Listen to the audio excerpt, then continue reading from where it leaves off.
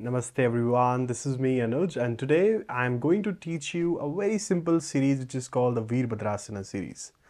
This Virbhadrasana series not does only help you to shifting the energy mostly upward to give you a very good foundation for your legs, which can help you to sustain the strength in your thighs and to reduce the pressure on your back mostly. Now, to practice these asana, this is going to be a little intense, more than the beginner practitioners. So all you have to do is keep a mat and make sure don't drink water in between. You need to maintain that body temperature throughout the practice. So when you're ready, get started, come on your mat.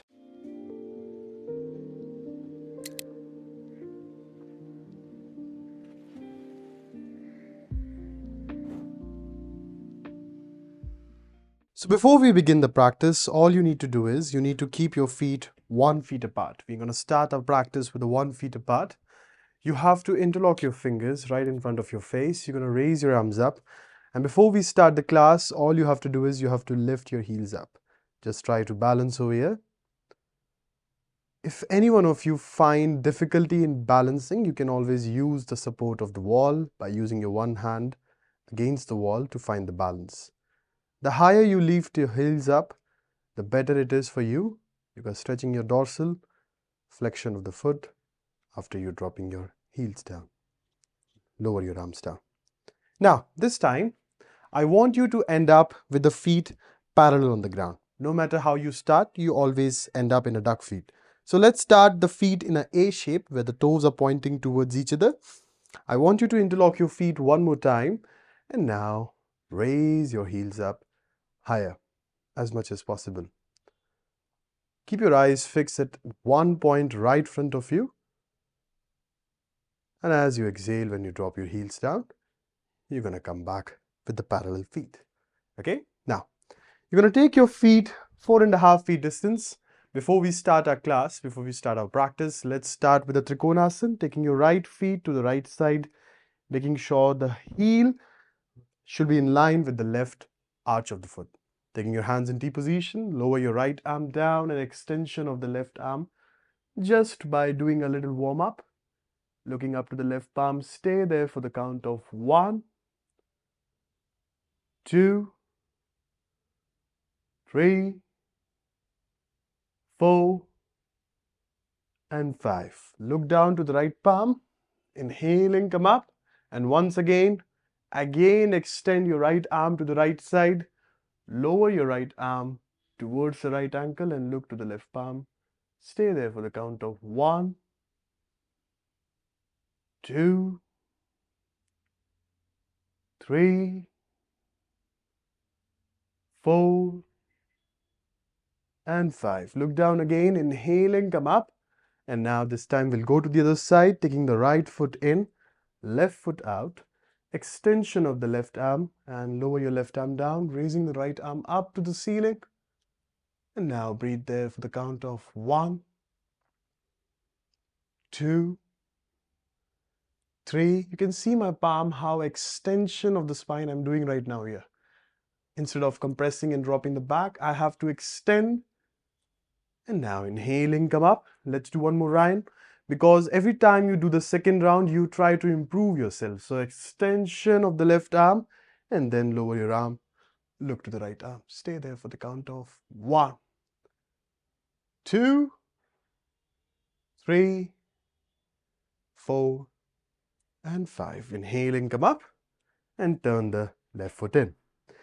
Now, put your both hands down. Make sure your feet should be parallel. I don't want you to keep your feet in a duck feet because that ends up rolling the thigh outward. Now, let's practice the first Virbhadrasana.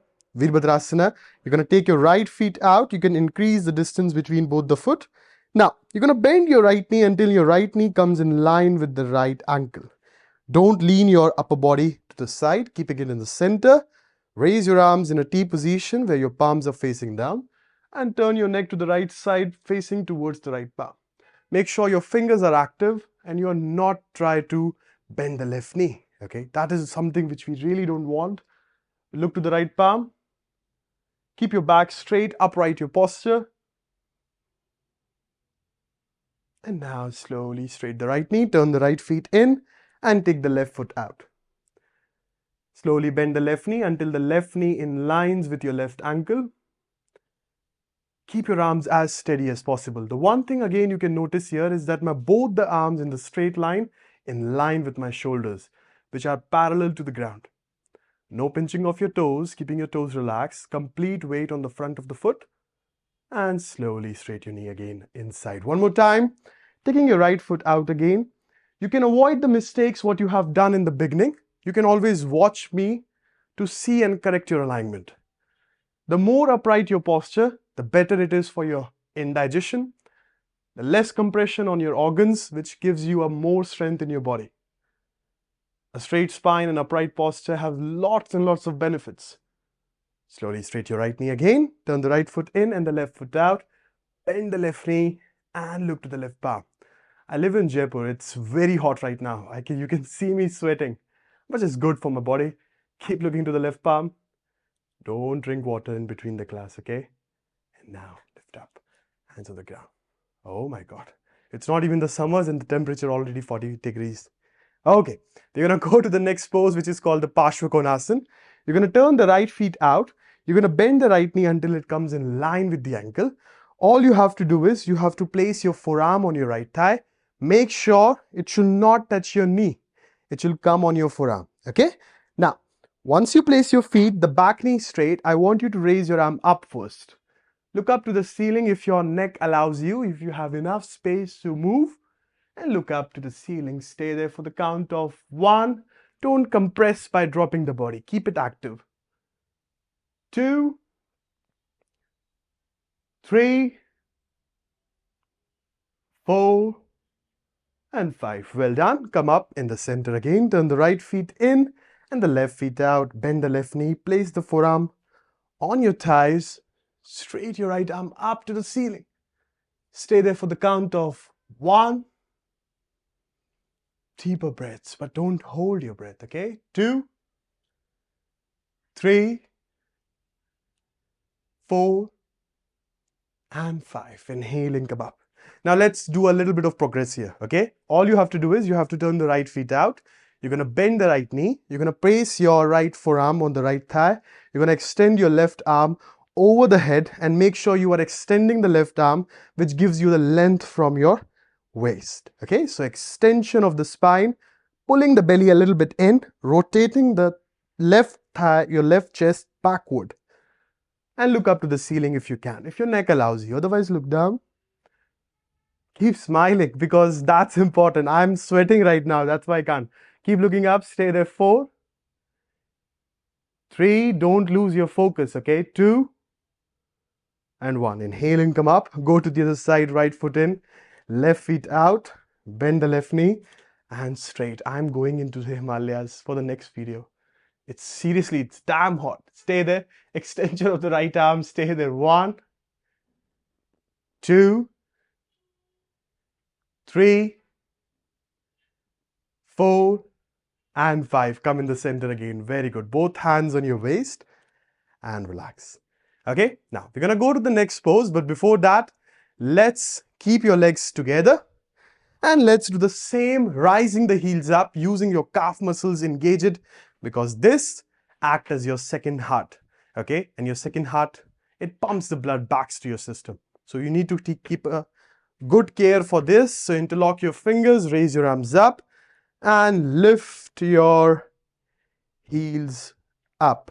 Hold.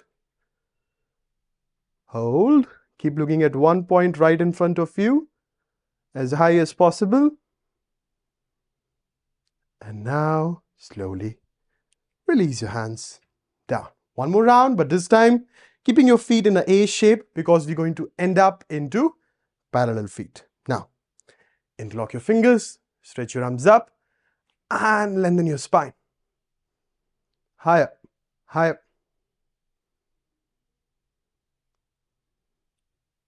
And now, drop your heels down, release your hands by the side.